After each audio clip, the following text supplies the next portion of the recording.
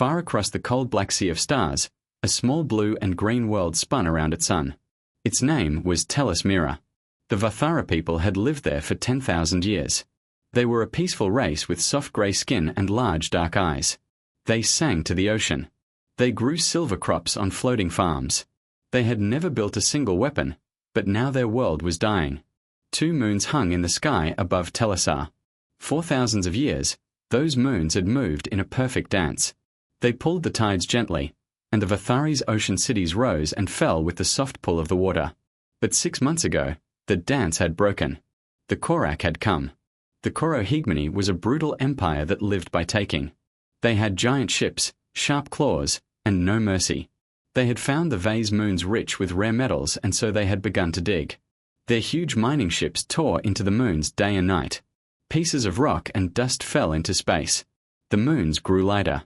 The dance grew uneven. The Vathari scientists ran their numbers again and again, hoping for a different answer. But the answer was always the same. In 10 months, the moons would crash together. The pieces would fall on Tel's mirror like burning rain. The oceans would boil. Everyone would die. So, the Vithori did the only thing they could do. They sent a message to the stars. The signal went out across the great galactic relay network, the web of beacons that carried messages between the older races. It was a simple message sent in many tongues. It said, "Please help us. We will die without you." The message reached the concordat of elder races. 7 great civilizations gathered in their floating hall above the central world of the galaxy. They had ruled the stars for many ages. They had ships that could swallow planets. They had weapons no one had ever seen used. If anyone could save the Vathari, it was them. The Vathari sent their best speaker to plead for their lives. Her name was Yanudas, and she was very old. Her grey skin had turned almost white with age. She stood in the great hall before the 7 thrones, and she bowed her head. "My people are dying," she said softly. "We have no army. We have no ships of war. We ask only for help. Any help, please." Illuvini spoke first. They were tall beings made of soft light, and their voices were like music. "Dear Yanudas," they said, "we feel your pain, but we have rules. We do not get involved in the troubles of younger races. It is our oldest law." The Threshi Collective spoke next. There were many minds that shared one body. "The Kororic are too strong," they said together. "To fight them would bring war to all our worlds. We cannot risk so many for so few." The synod was last. They were robed priests with 3 eyes. "We will pray for your people," they said. "We will build a great memory of your race. Your songs will be remembered. Your art will be saved. You will not be forgotten." Yanudas felt something cold settle in her chest. They were already speaking of her people as if they were dead. She tried to argue. She tried to plead, but the elder races had made up their minds. She walked back to her ship with empty hands. As the Vathari ship left the central world, the message kept playing. It went out on every channel, on every wave, into every corner of the galaxy. The Vathari sent it again and again, hoping that someone somewhere might hear. The message traveled. It passed through busy space lanes where great trading ships ignored it. It crossed empty deserts of space where no ear could hear. It moved past the borders of the elder races and went farther into the wild edges of the galaxy. There, on the edge of nothing, sat an old boy. It was a small machine, half forgotten, parked at the edge of a small yellow star system.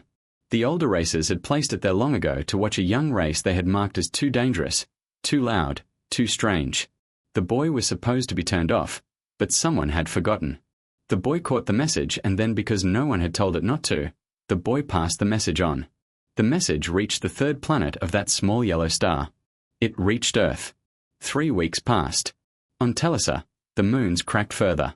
The tides grew wild. Whole cities had to be moved to higher ground. The sky at night now showed long dust trails where the Koro ships dug deeper and deeper. Yanudas sat on her balcony watching the dying sky. Her grandchildren played below her, not yet old enough to understand what was coming. She had told no one, not even her own family, that the elder races had said no. She did not have the heart. Then her assistant came running. The young Vathari was out of breath and his eyes were wide. "Speaker," he said, "a ship has come." Yanudas blinked. "A ship from where?" "We do not know. The shape is strange."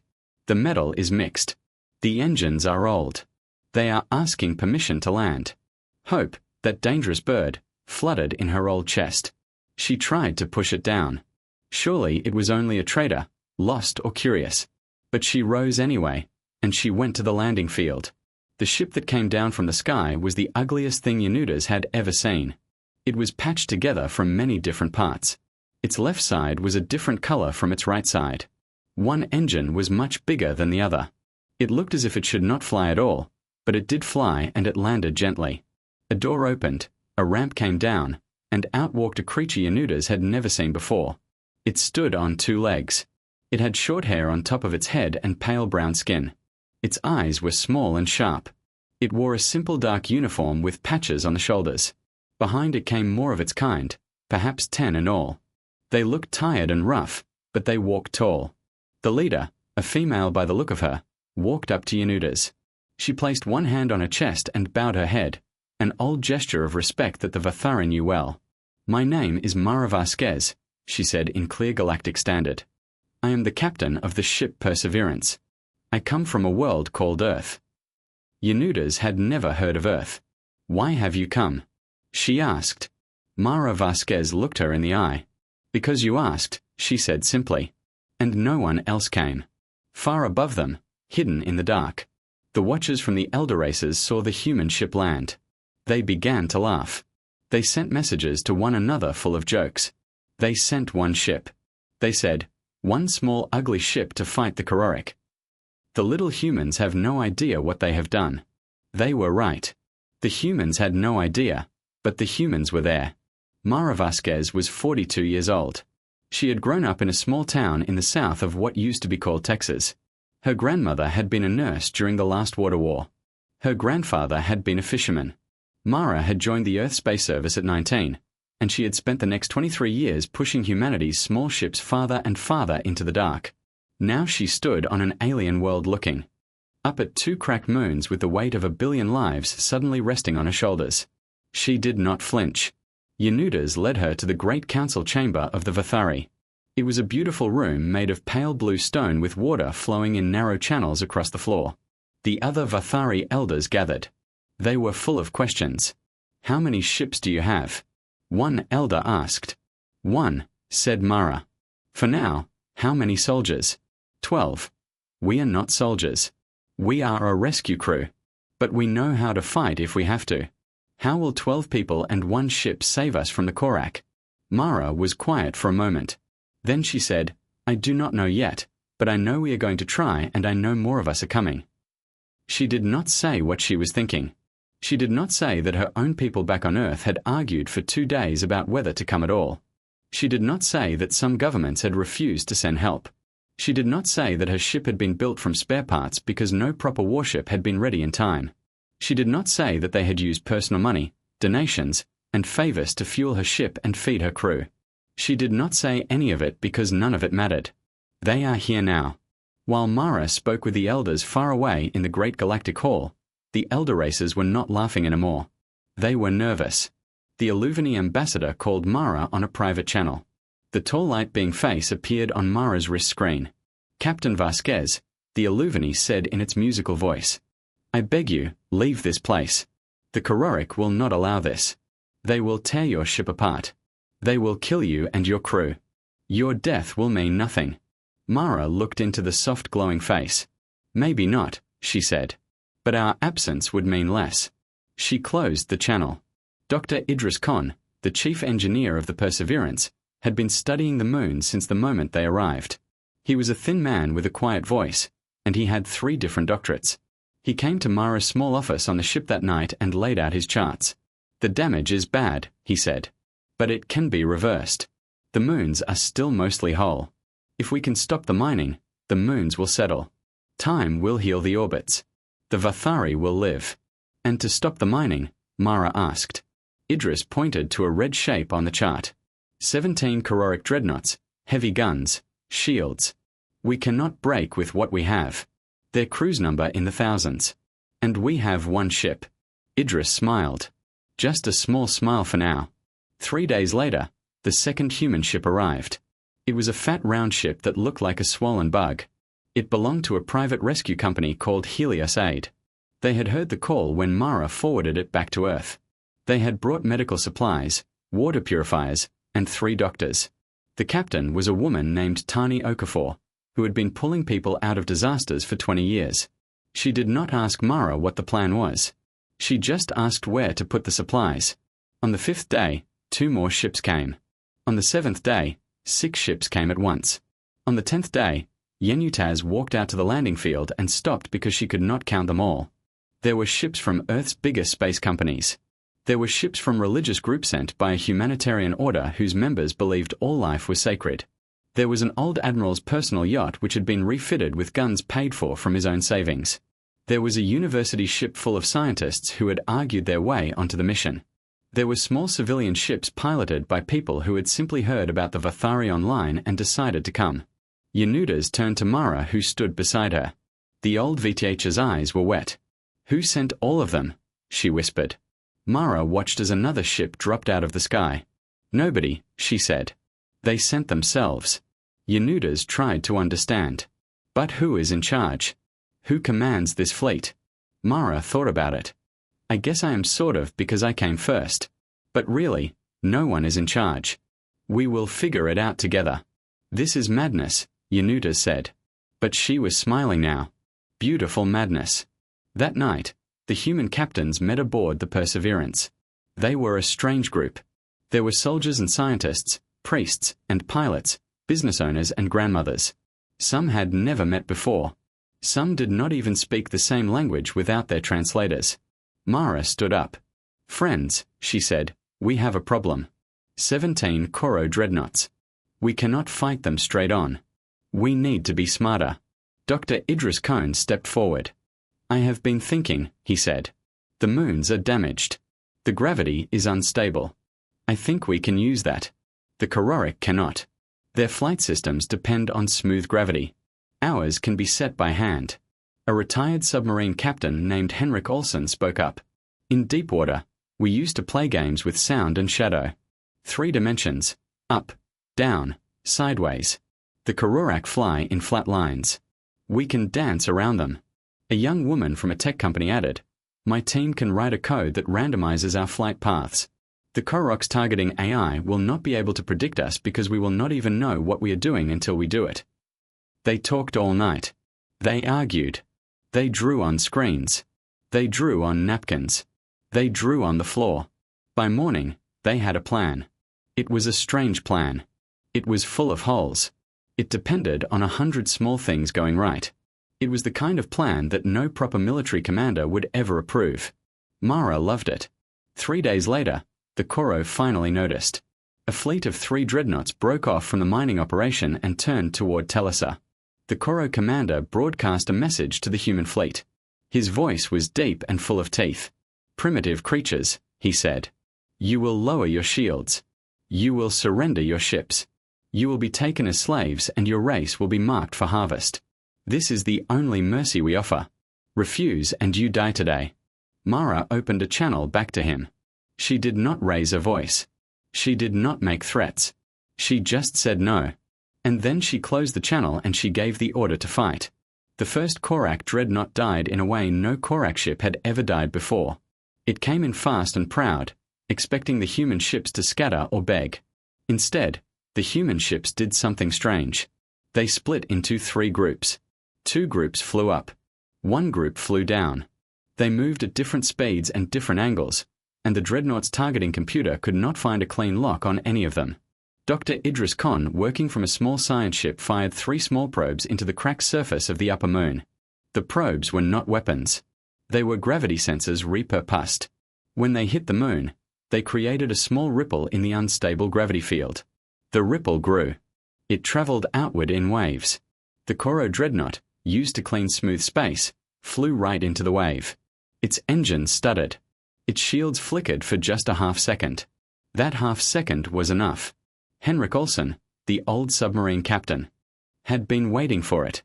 His ship had moved silently into the shadow of the moon, just like a submarine hiding under a layer of cold water. The moment the shields flickered, his ship's old mining lasers cut deep into the dreadnought side. The dreadnought split open. Its crew never knew what had hit them. The second dreadnought tried to learn from the first. It moved more carefully. It used its senses more widely. It expected the same trick. The humans did not give it the same trick. They gave it a new one. A small civilian ship piloted by a man who had been an aerial stunt performer back on Earth flew straight at the dreadnought. He should have been dead in seconds. He used the dreadnought's own gravity well to slingshot around it. And as he passed, he dropped a string of small, simple bombs along the dreadnought's underside. They were not military bombs. They were mining charges, the kind used to crack open rocks. They cracked open the dreadnought instead. The third dreadnought was different. Its captain was older and smarter.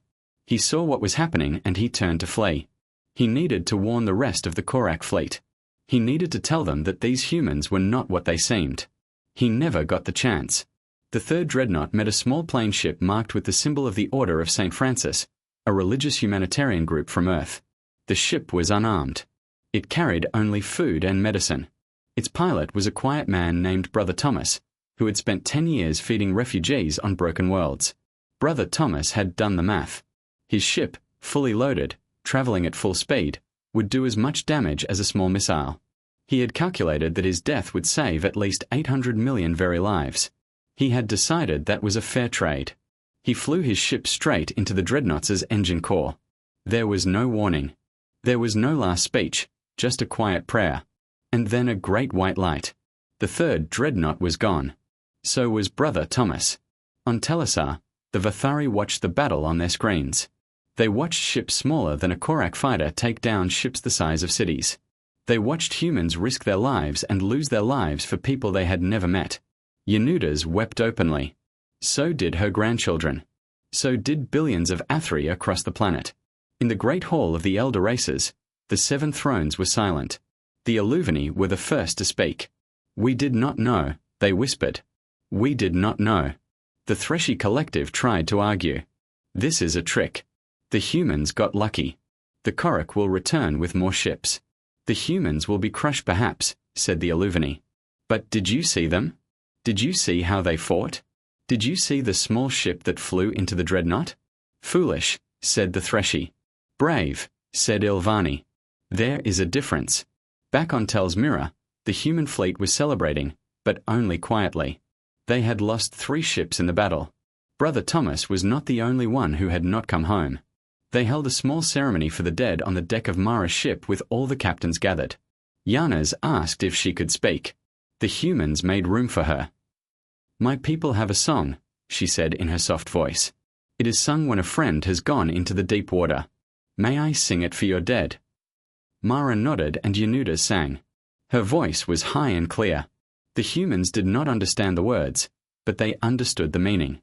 Many of them cried. The old admiral, a man who had not cried since his wife died 10 years ago, cried. When the song ended, Mara stepped forward. We will take care of their families, she said quietly. Earth will. We do not leave our dead behind, and we do not leave their loved ones alone. A young Vari child, the granddaughter of Yanudas, came up to Mara. The child was no taller than Mara's hip. She looked up with her huge dark eyes. Are you a warrior? The child asked. Mara knelt down so they could be eye to eye. I am many things, she said. I am a daughter. I am a captain. I am a friend. Right now, I am whatever you need me to be. Is that all right? The child thought about it very seriously. Then she nodded. Yes, she said. That is all right.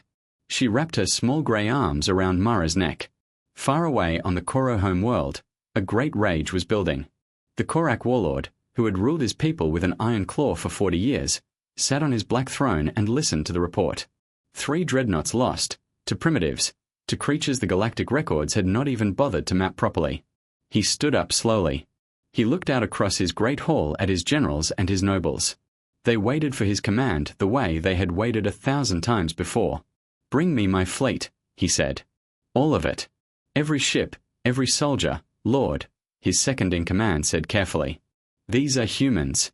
A small race, a new race. Surely a smaller force. All of it, the warlord said again, and his voice was soft now, which was always the most dangerous thing. And send word to all the worlds of the hegemony. We are at war, total war, until every human is dead or the Korak race itself is gone. There can be no other ending. The galaxy held its breath. For the first time in 2,000 years, the Kororic hegemony had declared full war.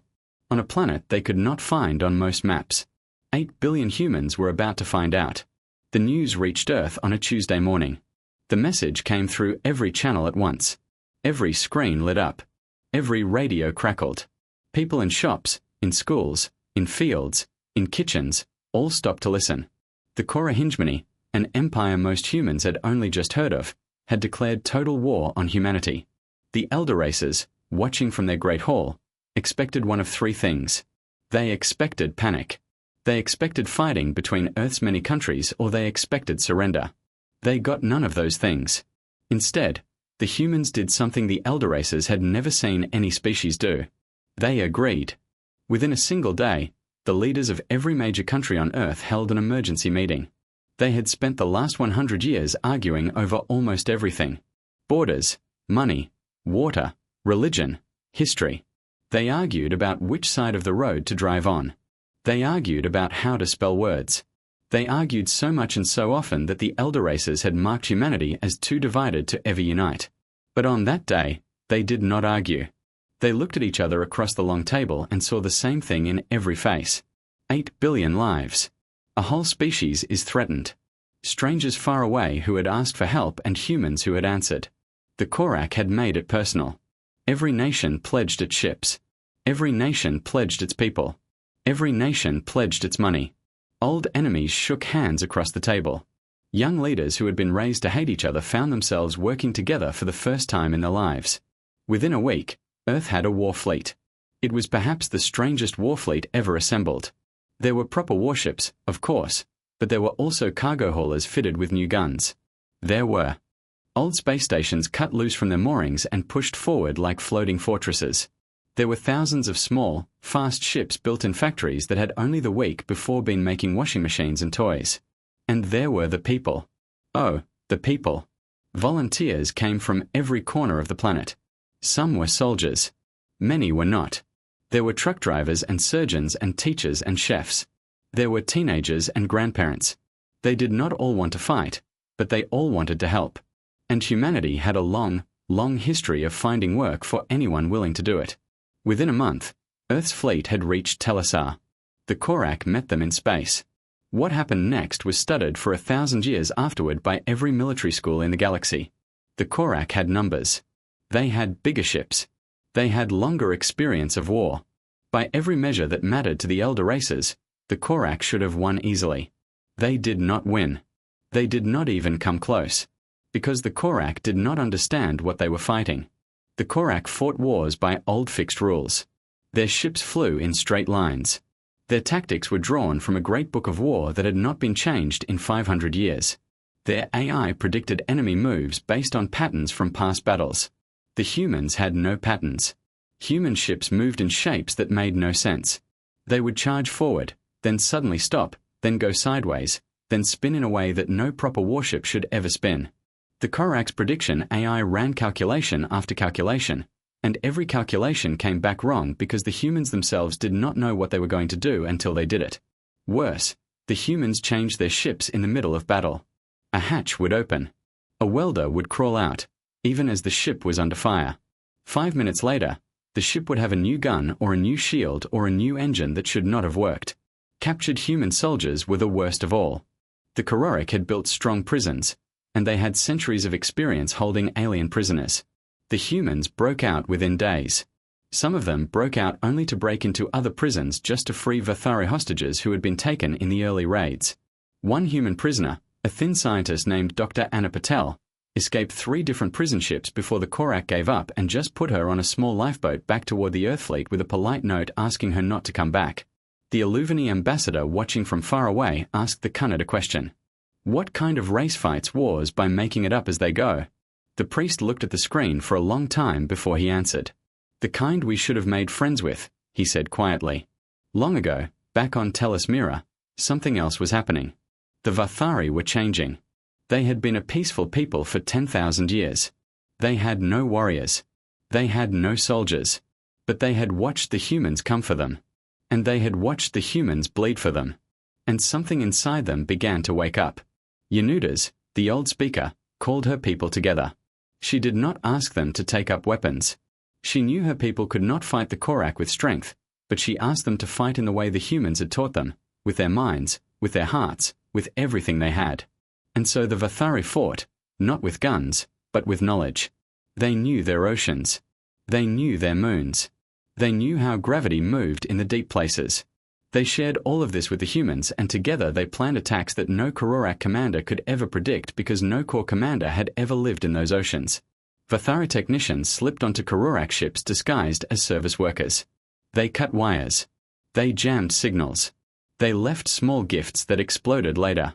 Vathari farmers turned their food ships into floating bases for the human fighters, hidden among the harvest fleets, where the Korak would never think to look. Together, the humans and the Vathari pushed the Korak back.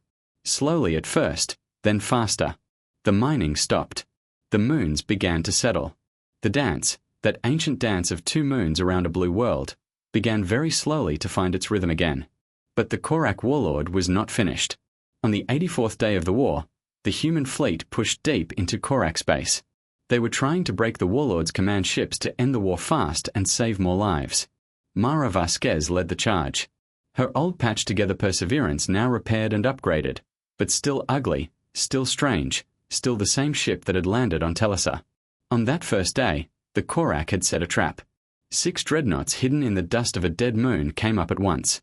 They surrounded Mara's ship. Her engines were hit. Her shields fell. Her crew fought back, but the trap was too good. Mara gave the order for her crew to abandon ship. They argued with her. They wanted to stay. She told them, "If you stay, we all die. If you go, you live to help others. That is not a choice. Go." They went. Mara stayed. She tried to start the engines one last time. They would not start. The Korak boarded her ship. They took her alive. And the Korak warlord, who had been waiting for this moment for many long weeks, smiled with all of his sharp teeth. He had her now. The face of the human fleet. The first one who had come. The one who had said, "Because you asked." He would put her in chains. He would put her on every screen in the galaxy. And he would kill her where everyone could see. And he would teach the humans at last what it meant to defy the Korak. Or so he believed. The broadcast went out across the whole galaxy. Every screen on every world lit up at once. The Korak had taken over every channel, every signal, every wave. They wanted everyone to see. On Earth, 8 billion humans stopped what they were doing. On Tellus Mira, the Vathari gathered around their screens, holding their loved ones. In the great hall of the elder races, the 7 thrones turned toward the broadcast. Even on far worlds, where the war had been only a distant rumor, beings of all shapes and sizes paused to watch. The picture showed a great black hole. The Korak warlord stood at the center, huge and armored, his red eyes burning. At his feet in chains was Captain Mara Vasquez. She was bruised. Her uniform was torn. There was dried blood on her face, but she was sitting up straight and she was looking ahead, not down. The warlord raised his great clawed hand for silence. "Hear me, all the worlds," he said in his deep voice. "I am Vorak, warlord of the Korak hegemony. Before me kneels the leader of the human fleet that dared to challenge us. She came to a world that was not hers. She started a war she could not finish. Now she will pay." He turned to Mara. "Humans, speak. Beg for your life. Tell your people to surrender. Tell them to give up your world's location. Tell them to pay for what they have done. If you do this, I will let you live. If you do not, you die today. And your race dies after you." Mara looked up. Her eyes met the camera. She knew exactly who was watching. She was quiet for a long moment. Then she spoke. Her voice was not loud, but it was steady. "My name is Mara Vasquez. I am from Earth.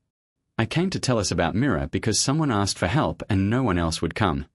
I would do it again tomorrow, next year, in 10 years, in 100 years. I would do it again." She turned her head slightly so she could look more directly into the camera. "You think killing me ends this? You do not understand my people yet. So, let me tell you something true. Earth does not have heroes. We do not have great warriors who are special and rare. What we have is neighbors. We have neighbors and we have a simple rule. We do not leave neighbors behind. She let out a small breath. You can kill me. You can kill many more of us. But for everyone you kill, 10 more will come. And then 100 and then 1,000. We are 8 billion strong and we have decided. You hurt one of us. You hurt all of us. You hurt our friends. You hurt all of us. There is no number of dead that will make us stop. There is no threat that will make us turn away. We are coming. All of us until you stop. She paused. That is who we are. I'm sorry no one told you sooner. The warlord roared in fury. He raised his great clawed hand to strike her down. He never finished the swing. Outside the great black hall, in the dark of space, every alarm in the Korak home world began to scream at once. The human fleet had arrived. But it was not just the human fleet. Beside the human ships flew Ilvani light cruisers sent by ambassadors who had quit their old positions in disgust. Beside them flew Threshy vessels piloted by minds who had broken away from their collective. Beside them flew pilgrim ships painted in bright colors full of priests who had decided that prayers alone were not enough. And rising up from below were ships flown by the Korak's own subject races. Slaves from 100 conquered worlds. People who had lived under the warlord's claw for generations. People who had watched the broadcast and who had finally seen that this monster could be challenged. They had risen up all at once in every corner of the empire. And now they were coming home to settle the count. The warlord froze, his clawed hand still in the air. Mara looked up at him. Her face was calm. Your empire is gone, she said softly. Your own people just heard everything you said. They have decided you do not speak for them anymore. I would surrender if I were you. The warlord trembled with rage. For a long moment, it looked as though he would strike her down anyway, just for the satisfaction of it. Then his own guards put their hands on his shoulders. Old guards, loyal guards, guards who had served him for many years. They had heard Mara, too, and they had decided. The warlord was led away in his own chains. The war ended within the hour. In the days that followed, the galaxy began to put itself back together. The Korak hegemony broke into pieces. Some pieces became free worlds. Some joined other groups. The conquered races went home. The Korak themselves, those who surrendered, were not killed. The humans would not allow it. They are still people, Mara said when she was asked. They will face their crimes, but we are not them. On Telesis Mirror, the moons began to heal. The dance, slow and steady, returned to its old rhythm. The oceans calmed. The view sang again. The Concord of elder races sent a great delegation to Earth. They came with gifts and treaties and a formal invitation. They asked humanity to take a seat among the great races of the galaxy. They offered the highest seat. They begged for forgiveness for not coming when the Viri had called. Mara Vasquez, now humanity's informal voice, met them on the steps of a small building in a small city by the sea. She listened politely. She thanked them for the gifts and then she gently said, "No, we do not want to sit at your table." She said, "Your table watched a whole people beg for help and called it a sad story instead of a problem to solve. We will keep our own table. Anyone who wants to do the work." The elder races went home, ashamed. Years passed. Earth grew. Earth changed. New ships were built, better than the old ones. But still ugly, still strange, still made of mixed parts. Earth's people kept their old habit, the simple rule, the one Mara had named on that broadcast. They did not leave neighbors behind. And one day, many years later, a new signal came across the galaxy. A small race far from Earth was facing extinction. They sent out a call for help. The Concordat met. The elder races offered prayers. But within hours, a familiar sight appeared in that small race's sky. A battered, mismatched, strange-looking ship dropped out of the dark. Behind it came many more of every shape and size. The lead ship was piloted by a young Vader woman. Her name was Suridas and she was the granddaughter of Yanudas. She had grown up on stories of the day the humans came. She had decided when she was very small that she would do the same for someone else. One day she opened a channel to the small dying world. She spoke in clear Galactic Standard, the same way Mara had spoken to her grandmother long ago. "You asked," she said softly. "We came far away in a small house by the sea on Earth." An old woman with grey hair watched the news come in. Mara Vasquez was 84 years old now. Her hands were spotted with age. Her hair was silver, but her eyes were still sharp. She watched the rescue. She watched the Vathari woman lead the fleet. She watched the small dying race begin to live again. Mara smiled and she closed her eyes and she rested. The galaxy had finally learned what Earth had always known. The stars do not send rescuers.